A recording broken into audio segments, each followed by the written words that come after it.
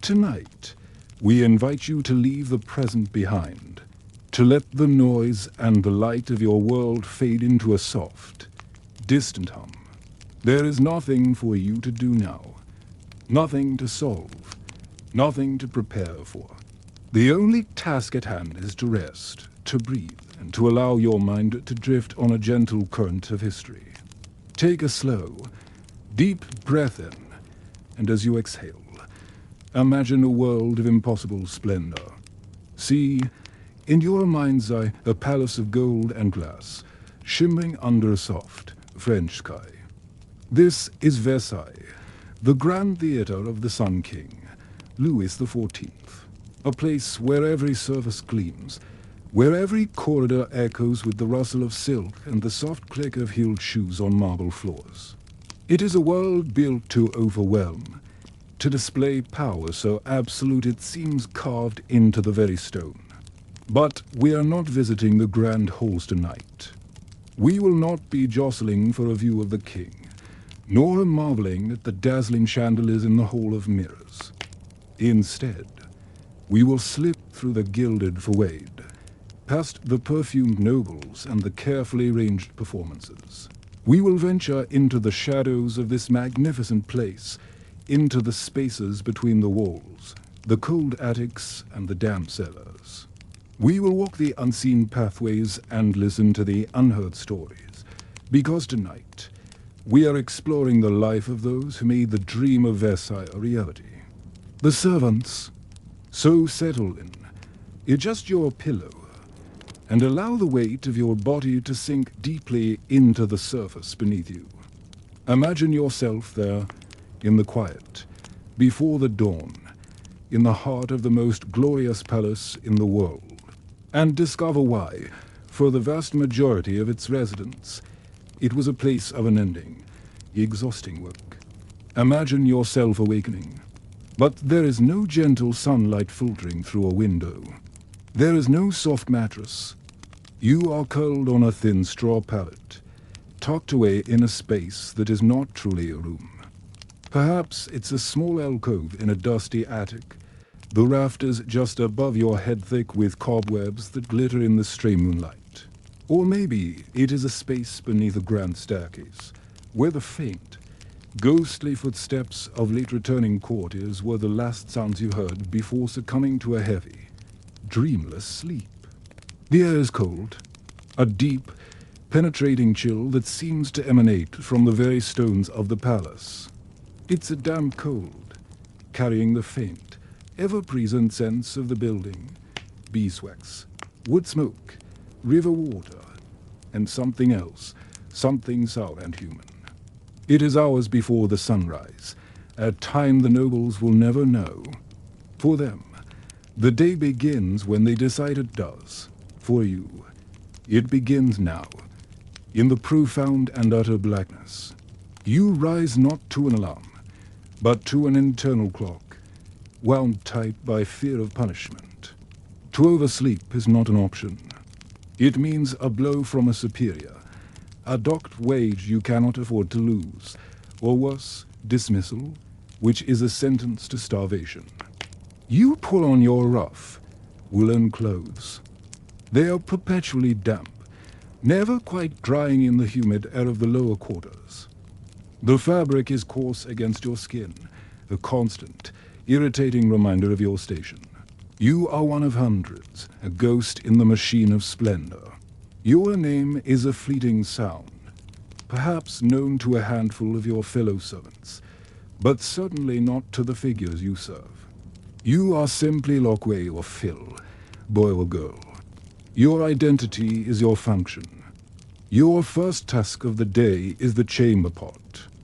Every room in this vast palace houses at least one, and it is your job to navigate the dark, silent corridors, collecting the heavy, earthenware pots.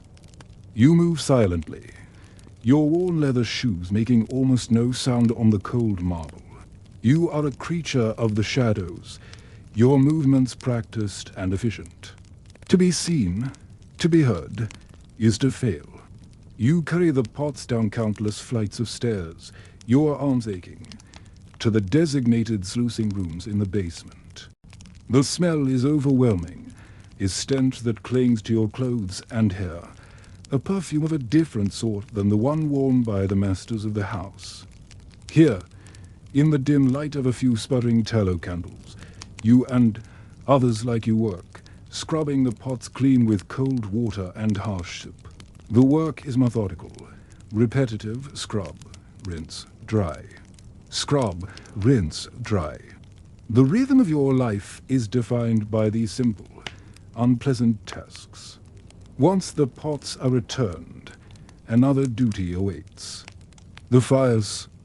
The palace is a hungry beast, consuming mountains of firewood every single day. You haul heavy baskets of logs up the same stairs you just descended, your breath pluming in the frigid air of the grand salons. You must be careful not to scuff the polished floors or brush against the priceless tapestries. You are a tool, and a tool must not damage the art it maintains.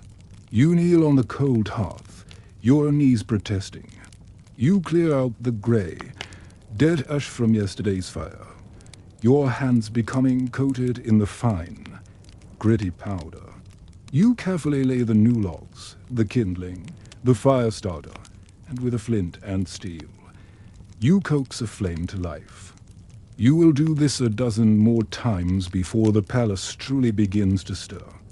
As the first pale light of dawn finally touches the highest windows of Versailles, your work is already hours old. Now, the candles must be lit, hundreds upon hundreds of them. You move through the rooms, a long taper in hand, bringing little stars of light into the gloom. For a fleeting moment, as the room is bathed in the soft, warm glow of your work, you can almost appreciate the beauty. The way the flickering light catches the gold leaf in the furniture, the way it makes the painted ceilings seem to wreathe with life. But it is a fleeting appreciation, quickly extinguished by the sheer scale of the task, and the knowledge that in a few hours you will have to return to snuff them all out, trim the wicks, and clean the dripping wax. Breakfast, if you can call it that, is not a meal but a necessity. It is not taken in a grand dining hall, but huddled in a crowded kitchen or a dim corridor. It consists of whatever was left from the nobles' tables the night before, often scraped together into a communal pot. A hill of stale bread, perhaps a thin, watery soup, or the gristly, fatty remnants of a roast. The food is often cold, always meager, and you eat it quickly, standing up, because there is no time to sit. There is no comfort here. There is only fuel. Fuel for another 16 hours of labor. Throughout the day, you are in a constant state of motion. You are sweeping floors, polishing silver, until your reflection is a distorted blur beating dust from enormous heavy rugs in the courtyards. Carrying endless buckets of water from the wells, for there is no running water in this palace of wonders. Every drop for washing, for cooking, for cleaning, is carried by someone like you. Your shoulders ache, your hands are raw and chapped, and your feet are a dull, constant throb of pain. You serve the nobles, figures who seem to belong to another species entirely. You hold a silver tray steady as a perfumed hand plucks a sweetmeat from it, their eyes looking through you, as if you were a piece of the furniture. You stand perfectly still behind a chair for hours during a card game, ready to refill a wine glass at the slightest gesture. You listen to their conversations, their gossip, their complaints about the boredom of their own opulent lives. You learn everything about them, their illicit affairs, their political ambitions, their secret debts, while they will never even learn your name. You are invisible, and in your invisibility, you become a repository of dangerous knowledge. And you never leave. The grounds of Versailles are vast, a small city unto itself, but for you, they are a prison. Days, weeks, months can pass without you ever stepping foot outside the palace gates. Your world shrinks to the dimensions of these corridors, these kitchens, these backstairs. The rhythm of your life is dictated not by the sun or the seasons, but by the ringing of bells that summon you to one task or another. It is a life of constant servitude, a life where your own desires, your own fatigue, your own humanity is an inconvenience to be suppressed. It is a life of splendor, viewed from the calloused, exhausted hands that polish its surfaces.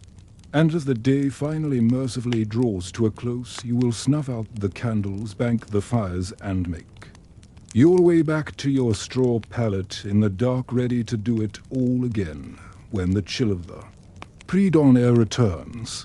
This rhythm of unending work, of exhaustion and anonymity, was the reality for thousands, but within this vast, faceless ocean of service, there were individual currents, individual lives that flowed through the palace for decades. Let us now follow one such current. Let us trace the quiet and remarkable, yet complete life of a boy who came to be called Jean-Paul. He did not arrive at Versailles with a name of any consequence. He was simply Jean, a boy of about 14 from a village in the provinces, whose family had been pushed from their small plot of land by a poor harvest and rising taxes. Like so many others, he drifted towards the gravity of Paris, and then, inevitably, to the great, work-hungry behemoth that was Versailles. His first position was at the absolute lowest rung of the kitchen hierarchy. He was a marmiton, a scullery boy. Imagine Jean-Paul stepping into the kitchens for the first time. The shock of it. It is not one kitchen, but a series of vast, cavernous rooms in the palace's underbelly. A city of heat and noise. The air is thick with smoke, steam, the overwhelming smells of roasting meat, boiling stocks, baking bread, and sweating bodies. The noise is a constant, clattering symphony, the clang of copper pots, the brutal thud of cleavers on massive wooden blocks, the sizzle of fat hitting flame, and above it all, the shouting. Chefs, sous-chefs, and cooks bark orders in a complex, jargon-filled language that Jean-Paul does not understand. His job is the most mindless of all.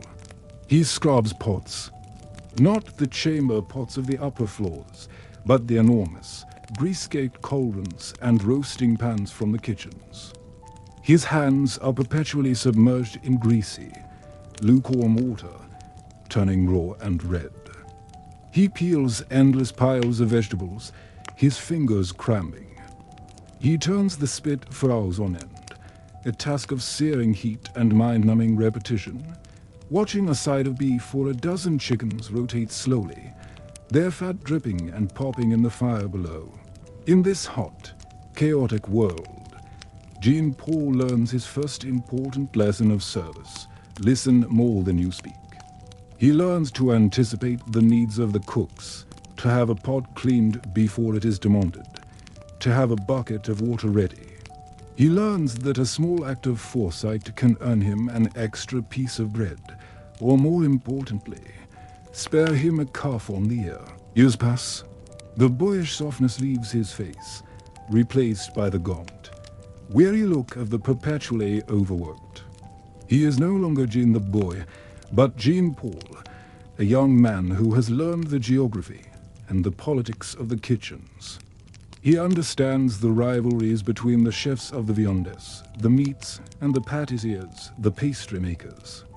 He knows which baker is skimming flour, and which wine steward is watering down the casks destined for the lesser nobles.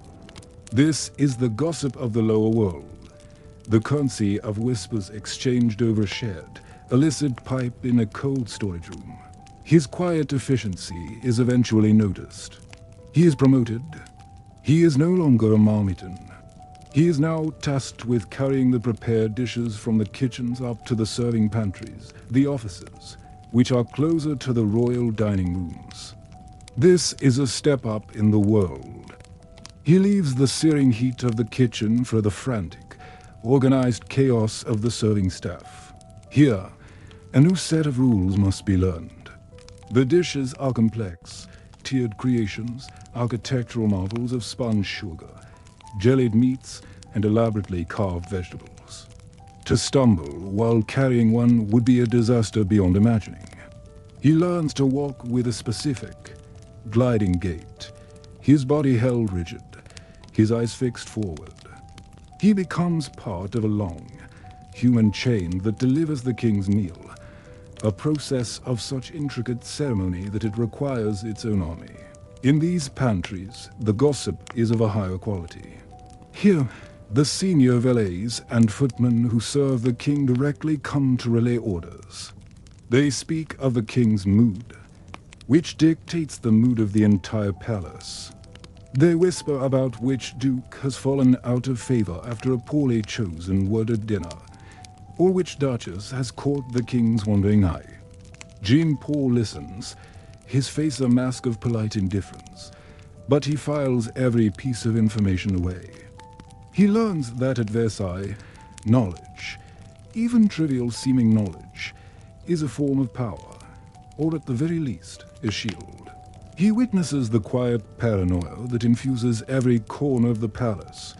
He sees a fellow servant dismissed instantly, on the mere suspicion of having repeated a sensitive joke he overheard. He learns to keep his expression neutral, to make his presence as forgettable as possible. To be a good servant is to be a ghost. Present but unseen, attentive but unheard. Decades continue to slide by, marked not by years, but by the reigns of royal mistresses and the outcomes of distant wars. Jean-Paul, now a man in his 40s, has risen again. He is a valet, assigned to the apartments of a minor, aging marquis. He has traded the rough wool of his youth for a simple, dark livery. His duties are more personal now. He helps the marquis dress in the morning, a complicated ritual of shirts, breeches, waistcoats, and wigs. He stands by at dinner. He ensures the fire is lit and the bed is turned down. His, by the standards of his world, is success. He eats better, a portion of the marquis's own food. He has a small, private room in the attic, a true room, with a door that closes. He has saved a meager sum of money over 30 years of service. But he is also a prisoner of his master's fortunes. He watches as the marquis, once a companion of the king in his youth, slowly loses his influence at court. The king's invitations become less frequent. The marquis is seated further from the royal person at dinners. His apartments are moved from a prestigious wing to a less desirable one.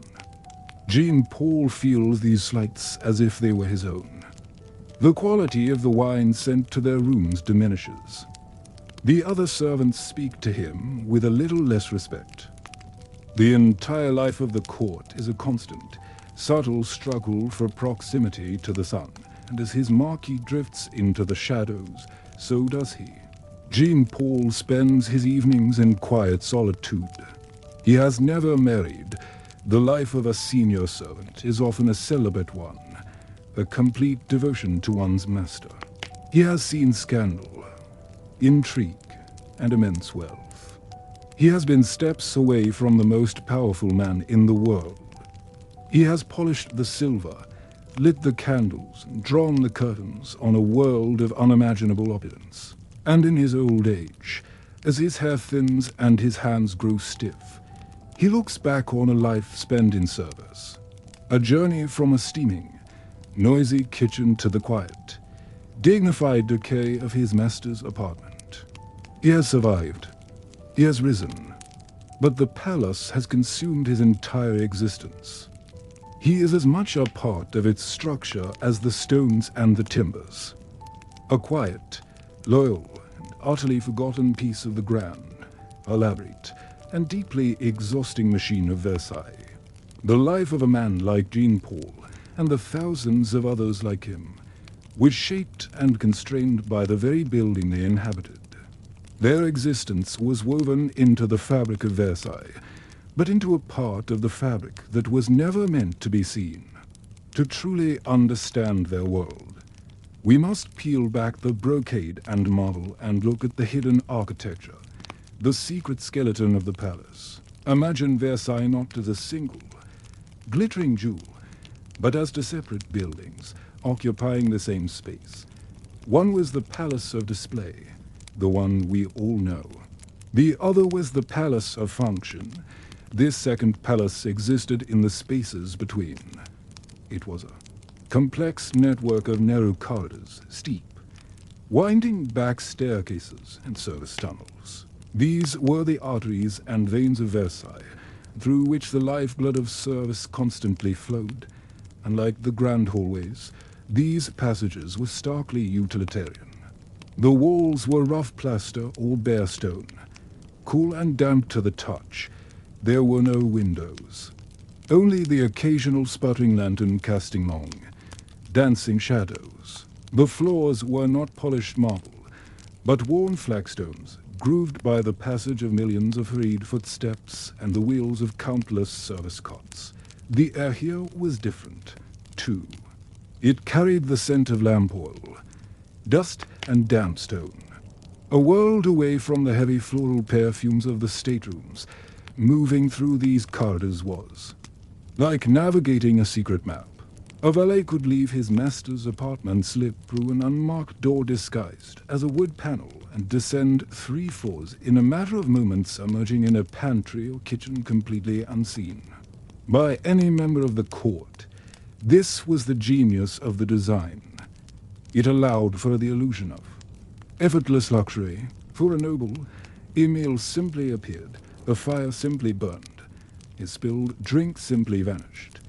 But behind the walls, a frantic, precisely choreographed ballet of servants was perpetually in motion, their hurried steps muffled by the thickness of the stone. This hidden world was also a vertical. One, the society of Versailles was stacked. The ground floors and the first floor, the étage noble, were the domain of the king and the highest-ranking courtiers. But above this world of splendor, in the attics and garrets under the vast roof, were less combles. This was a city of servants, a labyrinth of small, often windowless rooms, partitioned by thin wooden walls. In the summer, the heat under the slate roof was suffocating. In the winter, the cold was bitter, the wind finding its way through every crack. This is where the servants slept, a crowded, unseen population floating directly above the gilded lives of their masters. And just as there was a world above, there was a world below. The basements and cellars were the domain of the kitchens, the wine cellars, the storage rooms, and the workshops. This was the engine room of the palace, a place of heat, noise, and labor. This intricate design also helps us understand one of the most famous and often misunderstood aspects of Versailles culture: its hygiene. It is true that bathing, as we know it, was not a common practice among the 17th century elite. Water was a precious commodity, laboriously hauled. Full-body immersion was rare, sometimes even considered unhealthy. Instead, cleanliness was a matter of appearances. A fresh linen shirt was paramount. The hands and face were washed, and perfume was everything. But perfume was not merely a luxury. It was a tool of necessity. It was a fragrant mask against the realities of a palace with thousands of inhabitants and no modern plumbing. Imagine the sheer, constant effort required to keep the stench of life at bay. The work of servants scrubbing chamber pots, mopping floors, and airing out rooms was a constant. Losing battle against the accumulated odors of unwashed bodies, cooking fumes, and human waste. The delicate floral and amber scents worn by the courtiers were a necessary veil, a way to create a personal bubble of pleasant air in a world that was often anything but. For the servants, however, there was no such veil. They lived with the smells, they worked to clean them, and their own labor added to the scent of the palace. The smell of their sweat, of the lye soap on their hands, of the grease in their hair, was the true, underlying scent of Versailles. How do we know these details? How can we reconstruct this hidden world? Historians turn to the archaeology of the building itself, and to the quiet testimony of preserved documents. In some of the forgotten attic rooms, deep under the dust of centuries, faint traces of the occupants remain. A name, Pierre, carved into a woodman beam with a crude knife. A date, 1698. A simple drawing of a face. These small, human marks are like faint whispers. A desperate need to leave some evidence of an individual existence. To say I was here. And then there are the ledgers. The administration of Versailles, for all its opulence, was a matter of careful bookkeeping. Preserved in archives are the account books for the servants. Page after page of names, listed next to their wages, their duties, their assigned allowances for bread and wine. We can see the deductions for a broken plate, or a day missed due to illness. These ledgers are profoundly impersonal. They list people as assets, as expenditures, but they also give us their names. They pull individuals like Marie, Guillaume, and Charlotte out of the anonymous mass of the help. They show us the strict, ordered, and financially meticulous world that underpinned the entire spectacle.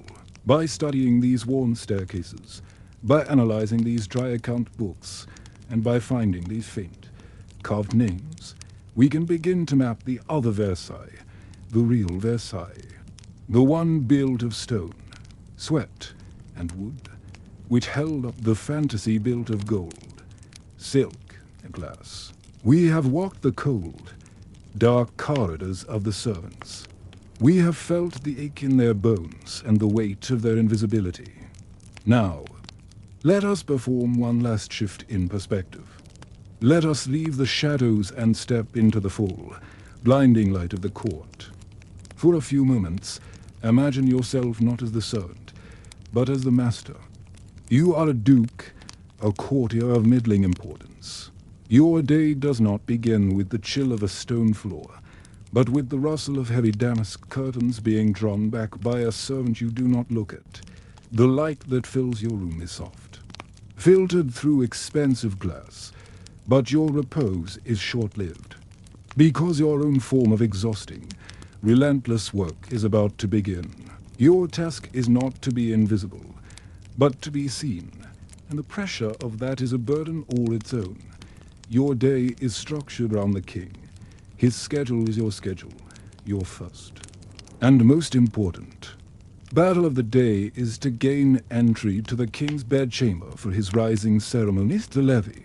This is not a casual greeting. It is a ritual of immense political significance, and your right to attend is a precise measure of your current standing. You stand in an antechamber, packed tightly with other men just like you. All of you are dressed in ruinously expensive finery. Your silk coat is heavy with silver embroidery. Your wig is freshly powdered, and a cloud of costly perfume surrounds you. You are already uncomfortable, but you wait, you jockey for a position, you exchange pleasantries that are laced with subtle inquiries and veiled insults. You are watching everyone, and everyone is watching you, when the doors finally open. Only a select few are admitted for the first stage. If you are fortunate, you are among them. You enter the king's bedchamber and stand silently along the wall. You watch as the king is woken. You watch as he prays. You watch as his doctors and surgeons attend to him. Your only goal, the focus of all your ambition in this moment, is to be chosen for a small, seemingly insignificant task. The highest-ranking courtier present has the honor of holding the king's shirt. But perhaps you, with a carefully timed step forward and a look of devout seriousness, might be granted the privilege of helping guide the king's arm into a sleeve. To perform this tiny act of service, this valet's duty, in front of your rivals, is a victory. It means you are in favor. It will be the talk of the court for the rest of the day. To be overlooked is a catastrophe, a public humiliation that could signal a decline in your fortunes. This is the privilege of being seen, a constant. Nerve-wracking performance where your very existence is validated only by the monarch's gaze. This performance continues all day. At dinner, you must master an etiquette so complex that a misplaced fork or a sip of wine at the wrong moment could bring disgrace. You must eat with deliberate, practiced grace, all while engaging in witty, careful conversation, knowing that every word will be reported and analyzed. You promenade in the gardens, not for fresh air, but to be seen walking near the king's entourage. You must be close enough to be noticed, but not so close as to seem presumptuous. You spend hours at balls you do not wish to attend, mastering dances with intricate, unforgiving choreography.